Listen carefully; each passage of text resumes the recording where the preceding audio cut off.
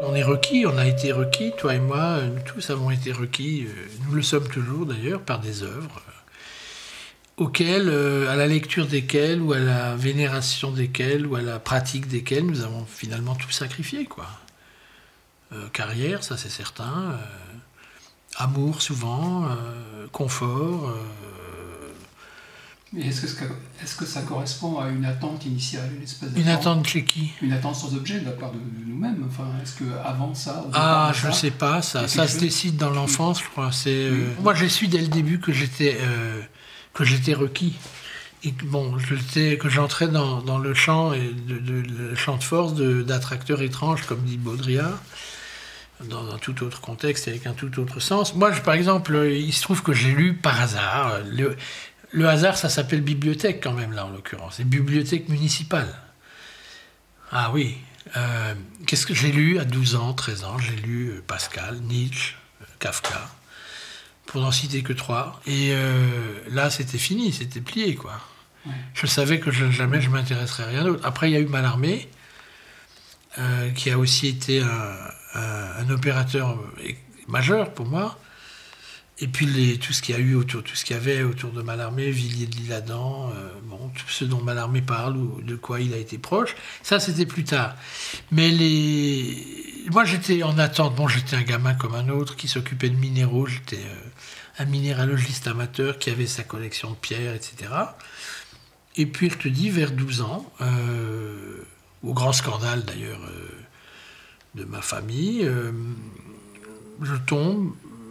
je crois que le tout premier, ça a été Pascal, que rien ne peut me destiner à rencontrer plus que n'importe qui d'autre, si tu veux. Et puis là, t'es capté. Enfin, moi, j'ai été capté.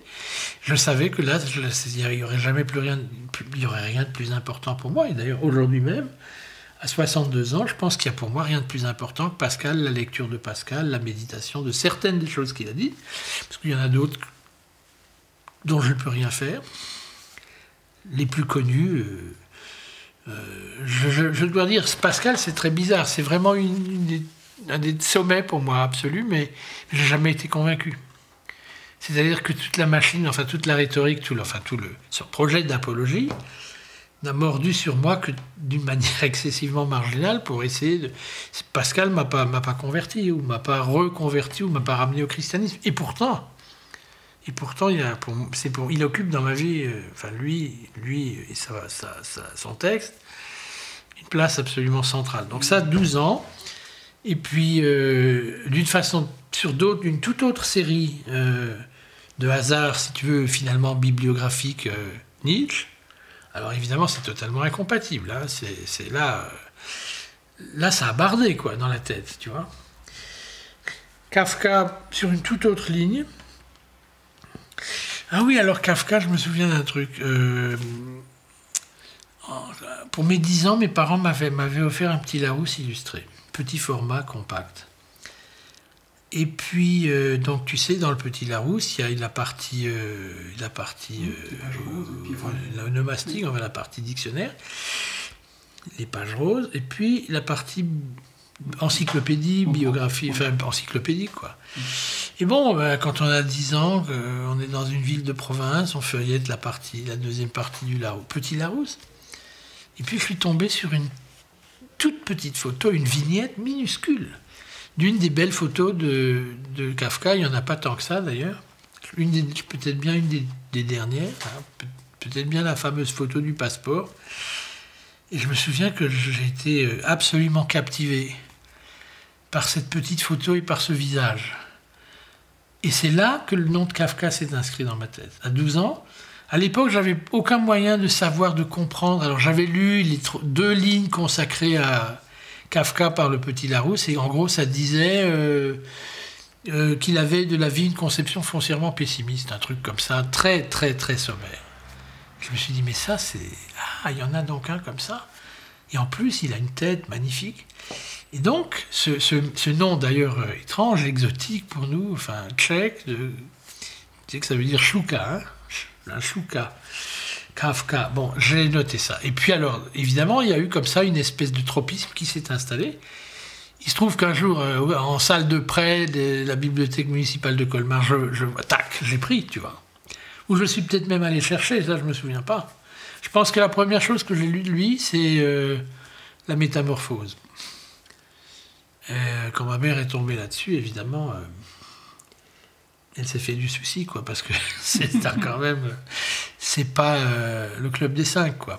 Bon. Que je lisais avant. Moi, je suis passé directement du Club des 5 à la Métamorphose.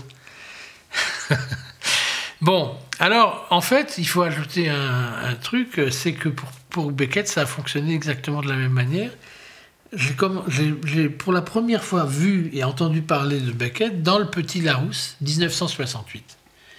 Puisque c'est en 68 que j'ai eu 10 ans.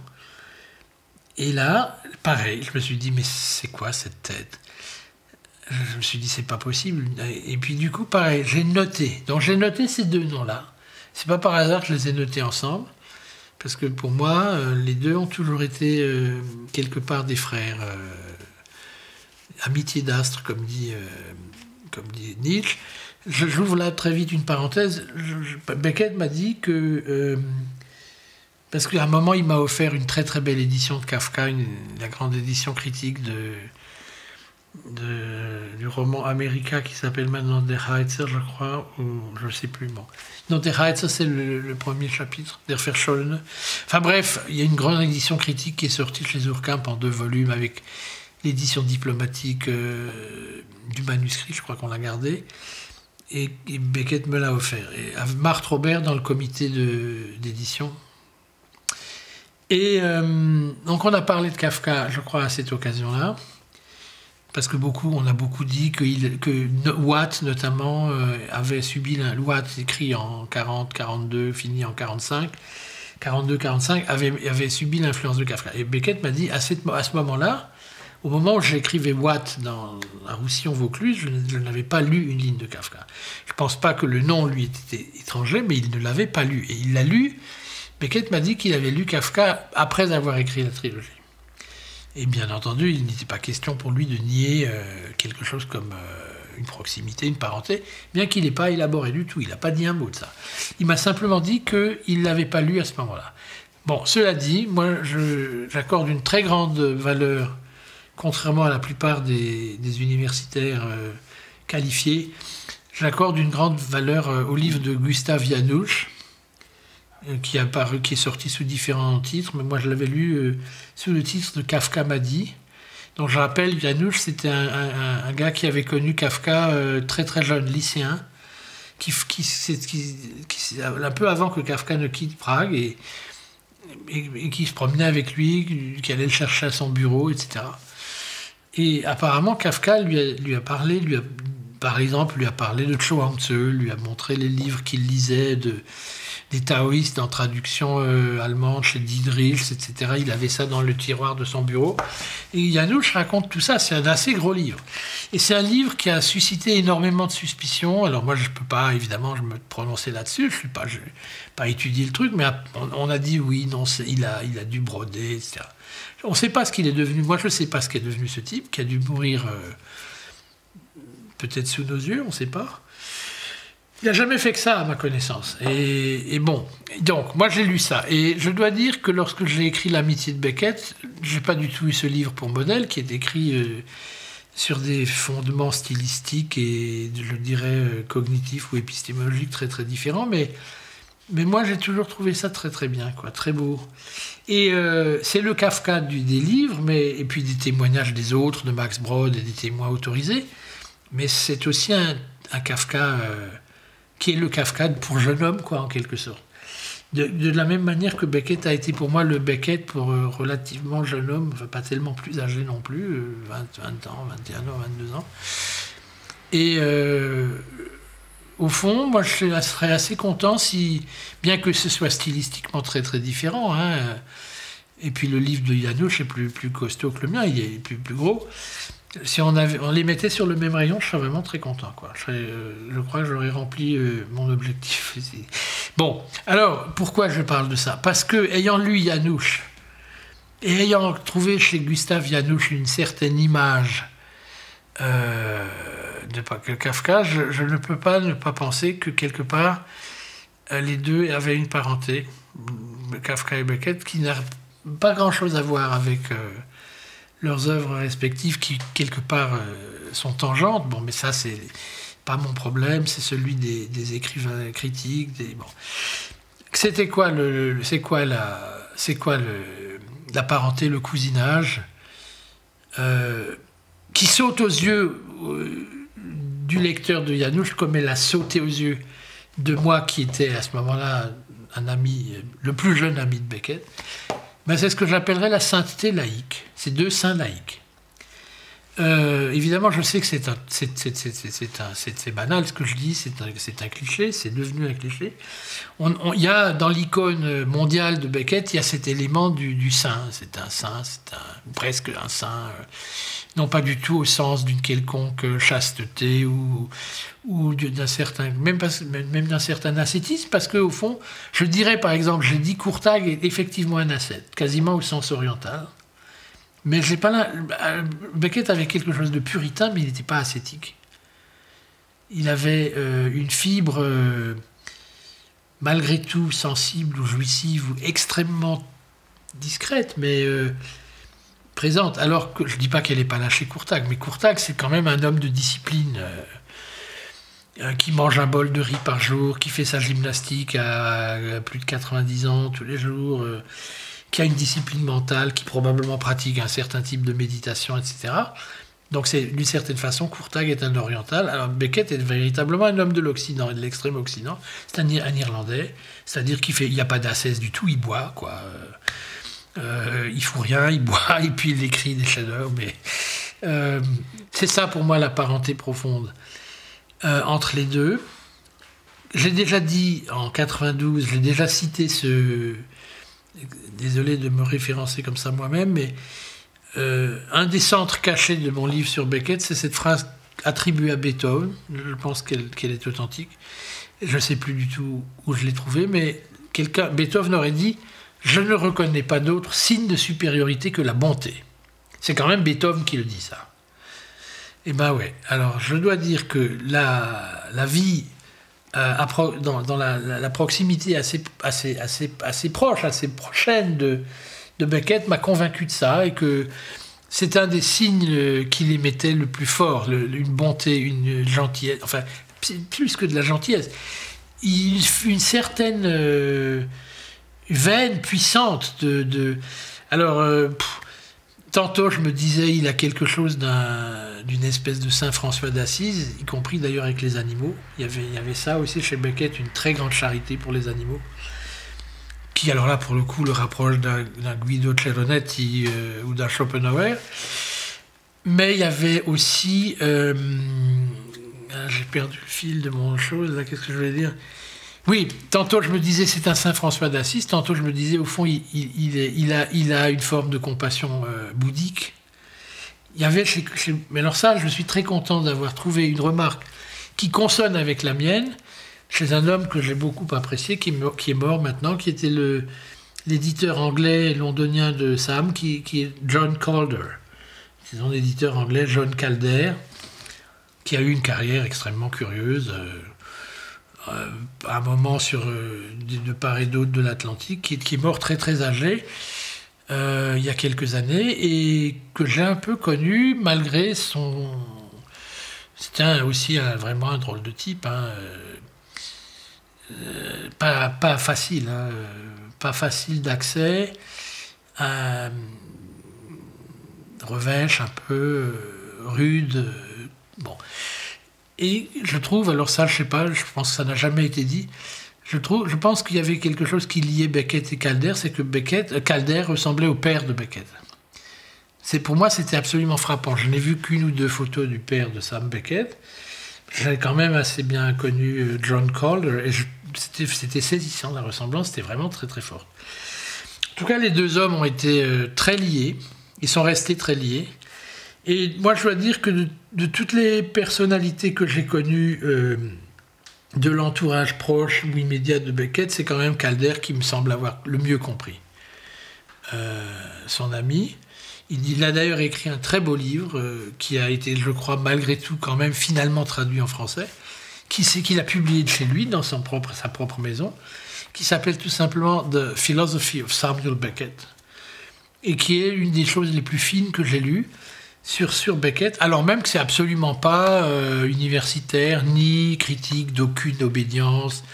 C'est un livre un peu comme le mien, sauvage, évidemment plus disposé autrement du point de vue du style et de la rhétorique.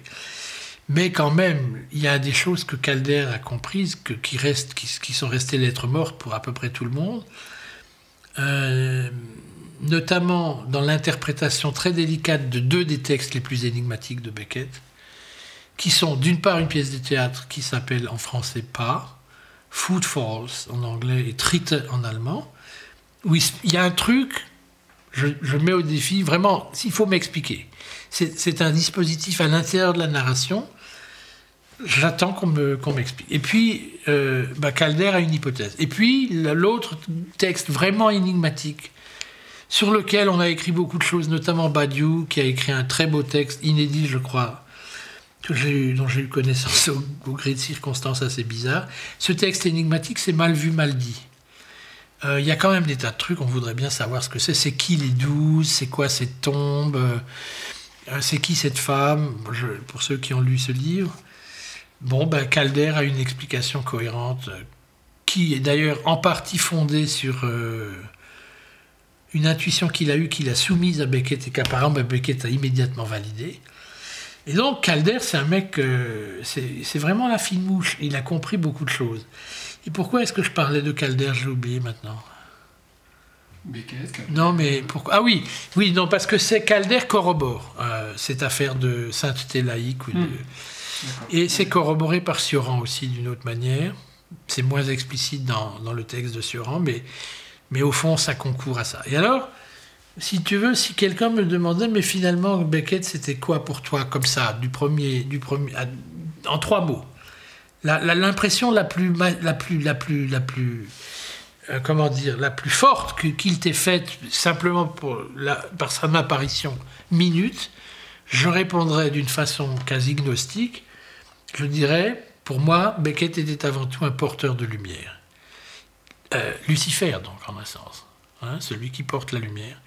C'est-à-dire quelqu'un qui avait l'étoile au front, pour prendre un titre d'un très beau truc de Raymond Roussel, une pièce de Roussel. Il avait le signe. Et je crois que c'est ça tous les gens qui l'ont approché l'ont vu, ça. Ça, c'est Cheronetti qui, par ailleurs, a écrit un texte magnifique sur les femmes qui ont le signe. Il dit, il y a des femmes, elles ont 85 ans, elles ont 90 ans. Elles ont le signe. Dans la main, peut-être, dans la paume de la main ou dans une certaine façon de regarder. Et elles sont distinctes de toutes les autres. Ce sont les femmes, alors le signe de quoi ?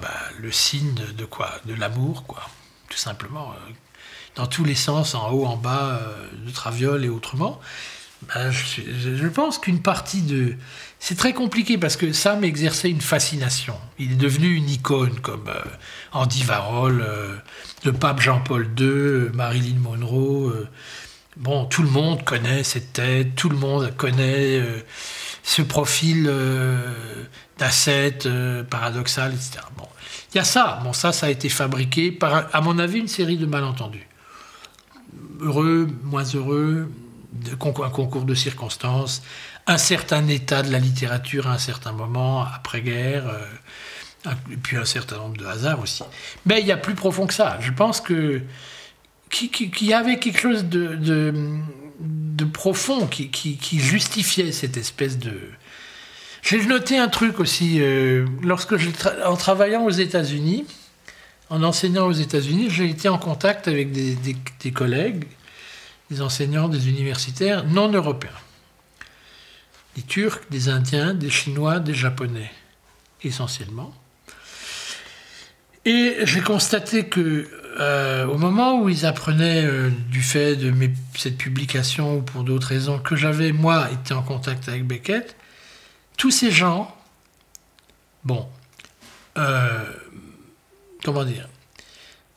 marquaient ou signifiaient ou me témoignaient une espèce de respect qui ne s'adressait pas à moi, mais qui s'adressait à Beckett, dont j'ai compris très vite que pour les non-européens, les non-occidentaux, les orientaux que je viens de citer, il était l'équivalent d'un maître spirituel. En fait, Beckett, c'est notre maître spirituel occidental, extrême occidental. Athée, il faut le dire, totalement athée. Non mystique. La voix de Beckett n'est pas mystique du tout. Et pourtant, j'ai senti chez mes collègues orientaux, iraniens aussi d'ailleurs, j'ai eu des collègues chassés par la révolution de Khomeini, qui se sont retrouvés aux États-Unis, mais des gens parfois très importants, des anciens ministres, des ambassadeurs, etc., réfugiés aux États-Unis, que je n'ai pas vraiment fréquenté, mais quand même croisé, et qui tous avaient à l'égard de nom et de la figure du mana, enfin de la Beckett, c'est toute cette affaire, ça c'est un maître, quoi. C'est pas simplement un grand écrivain, parce qu'on peut très bien ne pas aimer sa littérature, on peut très bien ne pas être intéressé par les aventures de Molloy ou de Malloy, encore moins par celles de l'Innommable, mais uniformément il y avait ça, chinois, japonais, turc, iranien, autres, indiens, j'ai oublié. C'est votre grand spirituel à vous, quoi. Et du coup, évidemment, moi, je bénéficiais d'un tout petit peu, d'un petit reflet. Bon, voilà, ça, je trouve que c'est vraiment important. On s'en rend pas compte ici, dans notre monde à nous. Enfin, on s'en rend peut-être un peu compte quand même, je ne sais pas.